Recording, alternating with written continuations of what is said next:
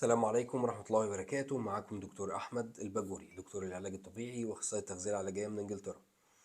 النهاردة حابب أتكلم الناس المسافرين على الطريق، كل سنة وأنتم طيبين صايمين، وطبعا الموعد الأذان جه وأنت ملحقتش تروح بيتك، وخصوصا لو أنت مريض سكري. عايزين نركز في الكام كلمة اللي جايين دولت. اول حاجه بالنسبه لك كمريض، كان شخص عادي جدا بتسوق العربيه والاذان جه، طبعا هتلاقي اهل الكرم والخير موجودين على الطريق بيوزعوا عليكم تمر وعصاير وميه وي وي وي وي كل حاجه. ولكن انصحك ان انت تاخد التمر والميه، بلاش العصائر السريعه الجاهزه اللي فيها طبعا سكريات بالهبل، او فيها مواد حافظه او الوان صناعيه ممكن تاذيك اكتر ما هتنفعك.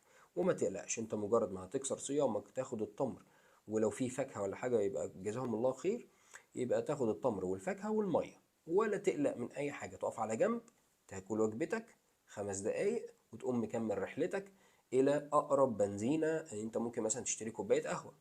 تمام، بالشكل ده هتبقى فايق جدا، مركز جدا، مبسوط جدا، وهتوصل بيتك بسلام إن شاء الله. مش لازم توصل حالا أهو وقت الفطار، يعني مش هيحصل لك أي حاجة.